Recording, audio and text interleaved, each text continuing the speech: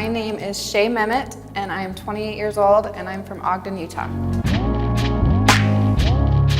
I don't know why, but like my whole life I had a fear that I was gonna struggle with pregnancy or something. So when we first found out we were pregnant, we got pregnant on right away. My husband was out of town when I started miscarrying. He was in Atlanta and it was awful. I didn't realize how common it was until I had a miscarriage. And I feel like just in the last 3 or 4 years, it's becoming way more common to talk about. And I heard, one of my doctors told me that the statistic is actually 50% of women will have a miscarriage.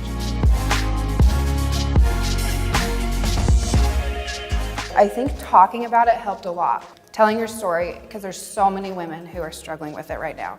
Whether they can't get pregnant or they just had a miscarriage, they're so not alone because there's so many women who go through it. So I think just talking about it and like meeting people who have had the same struggles was a huge help because, I mean, it's really not that uncommon. But luckily, we got pregnant 4 months later, and so now I have a 2-year-old son. His name's Oaks. I feel like a lot of stay-at-home moms struggle with identity, because you're doing the same thing every day. Just this last year, as he's getting older, I'm just kind of like, I found myself kind of being like, who am I besides a mom? Like, I know that's my most important role, but who is Shae? Like, what makes me unique outside of being a mom?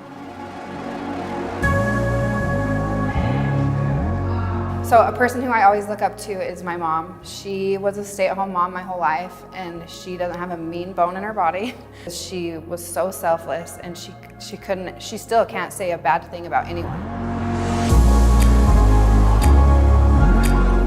If I could go back and give myself advice as a teenager, mostly just to have respect for myself and for other people.